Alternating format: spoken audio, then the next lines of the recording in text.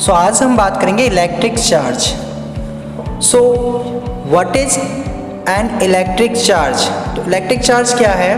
Electric word जो है वो किससे लिया गया है? वो इलेक्ट्रिक वर्ड लिया गया है इलेक्ट्रॉन से, ठीक है, जिस एम्बर से। ऐसा देखा गया कि जब हम किसी भी ग्लास रॉड को सिल्क से रब करते हैं और किसी प्लास्टिक रॉड को फर्नेस से रब करते हैं तो उन रॉड्स पे जो है एक नेचर आ जाता है जिसकी वजह से वो रॉड जो है आपस में एक दूसरे पे एक फोर्स को एक्सर्ट करते हैं, ठीक है। जब हम दो ग्लास रॉड जो कि सिल्क से रब की गई हैं उन दोनों को एक दूसरे के पास ले जाते हैं तो वो दोनों एक दूसरे को रिपेल करती हैं उस प्रॉपर्टी की वजह से।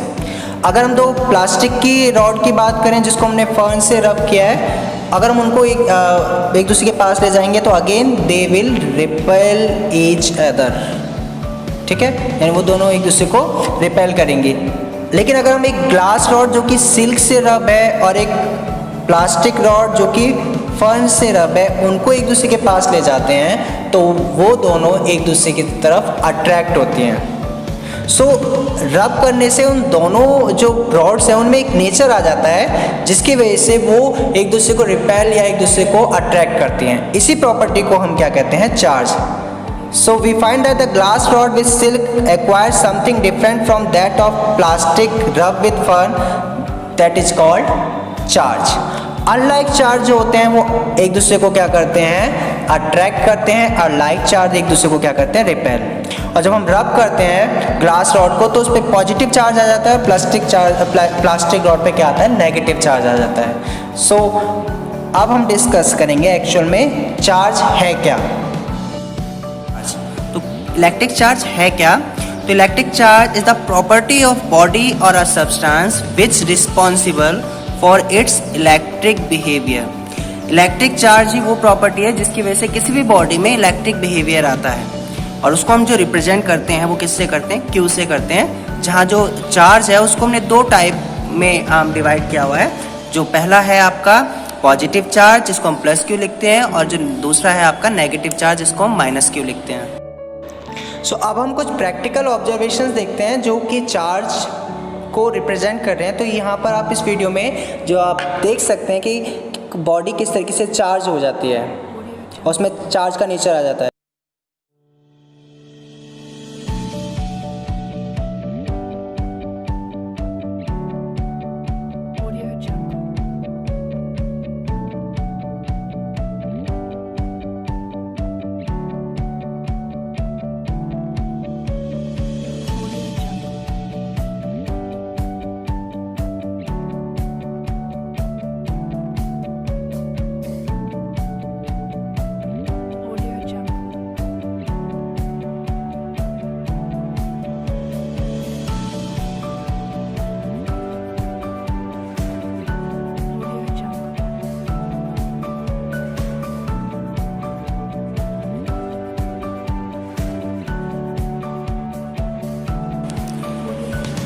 Quantization of charge. Quantization of charge होता क्या है? किसी भी बॉडी पे जो चार्ज आता है वो किसकी वजह से आता है? इलेक्ट्रॉन्स की वजह से आता है। जनरली जो है कोई भी बॉडी वो किससे मिलकर बनी है?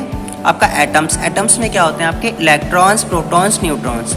इलेक्ट्रॉन्स पे चार्ज कैसा होता है? नेगेटिव। प्रोटॉन्स पे कैसा होता है? पॉजिटिव। और न्यूट्रॉन्स पे कैसा होता है? न्यूट्रल, यानी कोई चार्ज नहीं। जब कोई बॉडी को आप रब करते हैं तो क्या होता है? एक बॉडी से दूसरे बॉडी में इलेक्ट्रॉन्स का ट्रांसफर होता है। अब जिस बॉडी से इलेक्ट्रॉन्स निकल रहे हैं उस पे पॉजिटिव चार्ज आ जाएगा। क्यों? क्योंकि न्यूट्रल स्टेट में एटम्स में प्रोटॉन और इलेक्ट्रॉन्स का नंबर सेम होता है, इसलिए एटम न्यूट्रल होता है। लेकिन जब आप रब कर रहे हैं या उसको हम किस तरीके से एनर्जी दे रहे हैं, रब कर रहे हैं, तो उससे क्या होता है? उसको एक एनर्जी मिलती है जिससे इलेक्ट्रॉन आपका क्या होता है? उससे निकल जाते हैं एटम से। जब इलेक्ट्रॉन्स निकल गए तो अब उसके अंदर प्रोटॉन्स ज़्यादा हो गए। जिस एटम से इलेक्ट्रॉन्स निकले हैं उसमें क्या होंगे? प्रोटॉन्स ज़्यादा हो जाएंगे, तो वो एटम पॉजिटिवली चार्ज हो जाएगा। और इलेक्ट्रॉन जिस एटम पे गए हैं, ट्रांसफर हुए हैं, तो उसमें इलेक्ट्रॉन ज़्यादा हो जाएंगे, यानी वो एटम नेगेटिवली चार्ज हो जाएगा। अब किसी भी एटम, किसी भी बॉडी में जो चार्ज है वो किसकी वजह से होता है? वो आपका इलेक्ट्रॉन्स या प्रोटॉन्स की वजह से होता है, ठीक है। तो क्वांटाइजेशन ऑफ चार्ज क्या कहता है कि किसी भी बॉडी पे जो चार्ज है वो हमेशा इंटीग्रल मल्टीपल होगा किसके? ई के, जहाँ ई जो है चार्ज है और जिसकी वैल्यू कितनी है 1.6 इंटू 10⁻19 कूलम। अब अगर ई पॉजिटिव है that means charge of proton होगा, अगर नेगेटिव है that means charge of electron होगा। ठीक है, तो quantisation of electric charge means that the total charge on a body can only be some integral multiple of elementary charge e, where E is 1.6 into 10⁻19 coulomb. Thus charge on a body can be written as Q is equal to plus minus NE, where N can be 1, 2 and 3. Where Q is total charge on the body, E elementary charge and N is number of electrons transferred from one body to another. एक और बात याद रखेंगे, हालांकि proton charge particle होता है लेकिन किसी भी बॉडी को चार्ज करने के लिए जो रिस्पॉन्सिबल है वो इलेक्ट्रॉन्स का मूवमेंट होता है। क्यों? क्योंकि प्रोटॉन्स न्यूक्लियस के अंदर होते हैं और न्यूक्लियस के अंदर प्रोटॉन्स आपका वो बाहर एमिट नहीं कर सकते, वो मूव नहीं कर सकते, तो जो चार्ज के लिए रिस्पॉन्सिबल है वो इलेक्ट्रॉन ही होते हैं। सो ये क्वांटाइजेशन रूल है। तो किसी भी बॉडी पे जो चार्ज होगा वो प्लस माइनस एन ई होगा, where n is number of electrons on that body. Properties of charge की बात करेंगे तो प्रॉपर्टीज ऑफ चार्ज की बात करें तो चार्ज की जो सबसे पहली प्रॉपर्टी है वो नेचर है चार्ज को, बिकॉज हमने दो टाइप में डिवाइड किया था, पॉजिटिव एंड नेगेटिव। तो जो चार्ज के बीच जो फोर्स वर्क करता है वो दो टाइप का होता है। ठीक है, वो अट्रैक्ट भी कर सकते हैं और रिपेल भी कर सकते हैं, वो डिपेंड करता है उनकी नेचर। तो अगर दोनों चार्ज जो है वो सेम नेचर के होंगे, सेम पोलैरिटी के होंगे, तो उनमें क्या होगा, रिपल्सन होगा। दैट मीन्स प्लस प्लस एक दूसरे को रिपेल करेंगे, माइनस माइनस एक दूसरे को रिपेल करेंगे। लेकिन अगर एक पॉजिटिव और एक नेगेटिव होगा यानी अपोजिट पोलैरिटी के होंगे तो उनमें क्या होगा, अट्रैक्शन होगा। ठीक है, सो जो अपोजिट पोलैरिटी वाले चार्ज हैं वो क्या करते हैं, आपका अट्रैक्ट करते हैं, और सेम पोलैरिटी वाले जो चार्ज हैं वो क्या करते हैं, एक दूसरे को रिपेल करते हैं। ठीक है, अब नेक्स्ट जो प्रॉपर्टी है वो है additivity of charge. Additivity of charge क्या कहता है कि किसी भी बॉडी पे जो टोटल चार्ज है वो सम होगा उस पे जो इंडिविजुअल चार्ज है उनके। ठीक है, अगर एक हम सिस्टम ले लें, फॉर एग्जांपल अगर हम एक बैग लें जिसमें हम कई सारी बॉल्स जो कि चार्ज्ड हैं उनको अगर हम रखें तो जो टोटल चार्ज है, जो टोटल चार्ज होगा उस बैग पे, उस सिस्टम पे, वो क्या होगा, जो इंडिविजुअल चार्ज हैं उनके एल्जेब्रिक सम के इक्वल होगा। एल्जेब्रिक सम यहाँ पर हमने इसलिए कहा है क्योंकि चार्ज को हम विद साइन ऐड करेंगे। अगर जो पॉजिटिव है जो नेगेटिव है उनको उनके साइन के अकॉर्डिंग ऐड करेंगे। आप देख सकते हैं जैसे अगर हम एक सिस्टम में n चार्जेस लिए हैं, किसी पे प्लस है, किसी पे माइनस है, किसी पे माइनस, इस तरीके से हमने बहुत सारे चार्जेस लिए हैं। तो जब उनको ऐड करेंगे तो जैसे हमने इसको किया है Q1 उसके साइन के साथ, यहाँ हमने क्या है माइनस Q2 को ऐड किया हुआ है। ठीक है, तो हम एल्जेब्रिक सम की बात करेंगे यानी चार्ज को उनके विद साइन हम ऐड करेंगे। फॉर एग्जांपल अगर एक सिस्टम है जिसमें एक पॉजिटिव और एक नेगेटिव चार्ज है सेम मैग्नीट्यूड का, जैसे एटम्स में होता है, प्रोटॉन और न्यूट्रॉन सेम चार्ज होते हैं आपके, सेम पोलैरिटी अपोजिट पोलैरिटी के होते हैं लेकिन सेम मैग्नीट्यूड होता है, तो ओवरऑल चार्ज कितना हो जाता है, 0 एटम पे, इसलिए एटम को न्यूट्रल कहा जाता है। ठीक है, so basic properties of electric charge है क्या। अगेन इलेक्ट्रिक चार्ज दो टाइप का होता है, positive charge and negative charge. So electric charge की अब हम प्रॉपर्टी को डिस्कस करेंगे। अब पॉइंट चार्ज की बात करें, इलेक्ट्रिक चार्ज को हम पॉइंट चार्ज कब कहते हैं, जब उनके बीच का जो डिस्टेंस है, चार्ज की जो डायमेंशन है उसके कंपैरिजन में बहुत लार्ज हो, तो हम चार्जेस को as a point charge consider कर सकते हैं। फॉर एग्जांपल जैसे अर्थ को अगर हम सन से देखें, ठीक है, एक एग्जांपल ले रहा हूँ मैं, अर्थ को अगर हम एक चार्ज मान लें और सन को एक चार्ज मान लें, तो सन और अर्थ के बीच का डिस्टेंस बहुत ज़्यादा है, तो हम अर्थ को as a point charge consider कर सकते हैं। सो बेसिक प्रॉपर्टीज में सबसे पहली प्रॉपर्टीज है एडिटिविटी ऑफ चार्जेस। ठीक है, तो चार्ज में एडिटिव नेचर होता है, या अगर किसी सिस्टम में कई सारे पॉइंट चार्जेस हैं तो उस सिस्टम पे जो टोटल चार्ज होगा ऑल चार्जेस के एल्जेब्रिक सम के इक्वल होगा। ठीक है, यानी अगर एक सिस्टम में Q1, Q2, Q3, Qn point charges हैं तो टोटल चार्ज जो होगा Q वो कितना होगा, Q1 plus Q2 plus Q3 and so on Qn। Same आप देख सकते हैं ना, किसी भी एटम पे जो चार्ज होता है वो कितना होता है, electrons plus neutrons plus protons का चार्ज का सम। तो न्यूट्रॉन्स पे तो चार्ज होता नहीं है, अब इलेक्ट्रॉन और प्रोटॉन एटम में जो है वो जनरली इक्वल नंबर में होते हैं, तो टोटल चार्ज कितना होता है एटम पे, 0। ठीक है, नेक्स्ट है कंजर्वेशन ऑफ अ चार्ज।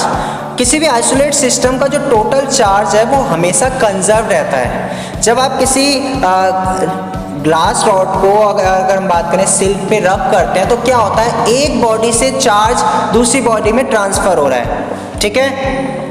अब क्या होता है, जो ग्लास रॉड को हम जब रब करते हैं सिल्क से, तो ग्लास रॉड से इलेक्ट्रॉन्स चले जाते हैं सिल्क में, ठीक है। तो ग्लास रॉड कैसी हो जाती है, पॉजिटिव, और जो सिल्क है वो कैसा हो जाता है, नेगेटिव।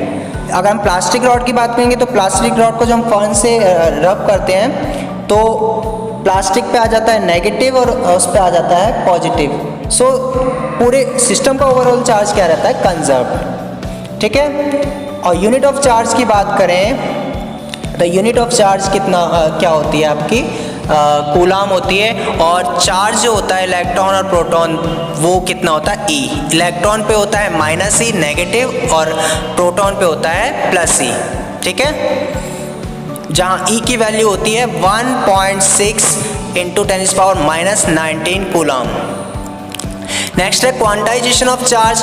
तो किसी भी बॉडी या सिस्टम पे जो टोटल चार्ज होता है वो किसके इक्वल होता है, नंबर ऑफ इलेक्ट्रॉन्स और protons into basic unit of charge. तो बेसिक यूनिट ऑफ चार्ज कितनी होती है, ई। तो किसी भी बॉडी पे जो टोटल चार्ज रहता है क्यू, वो कितना होता है, integral multiple of e. So q is equal to NE। Electric charge in an integral multiple of basic charge unit, जिसको हमने ई कहा हुआ है, और ई का जो मैग्नीट्यूड है वो कितना है, 1.6 × 10⁻⁻19 कूलाम। यूनिट ऑफ चार्ज अभी हमने डिस्कस की थी, कूलाम होती है, ठीक है। और 1 कूलाम किसके इक्वल होता है, 1 coulomb is the charge flowing through a wire in 1 second when the current is 1 ampere.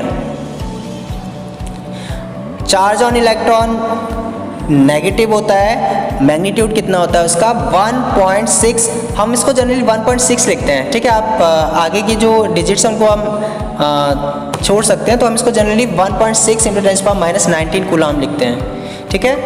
अगर किसी बॉडी पे जो है चार्ज -1 कूलाम हो या 1 कूलाम हो, तो उस बॉडी पे माइनस है, मतलब उसमें इलेक्ट्रॉन होंगे ना। अगर किसी बॉडी पे -1 कूलाम चार्ज है तो उस बॉडी में कितने इलेक्ट्रॉन्स होंगे, 6 × 10⁻18 इलेक्ट्रॉन्स होंगे, ठीक है।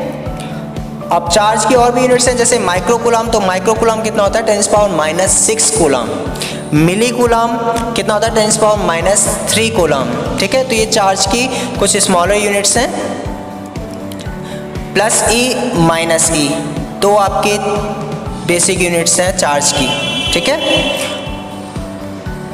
और जो भी सिस्टम है उस पर जो चार्ज होता है वो कितना होता है, Q = NE।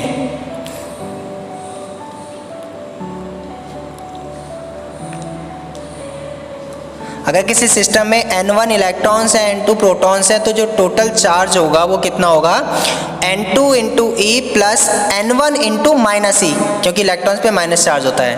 तो टोटल चार्ज कितना हो जाएगा, N2 - N1 × E, जो कि अगेन एक इंटीजर ही है।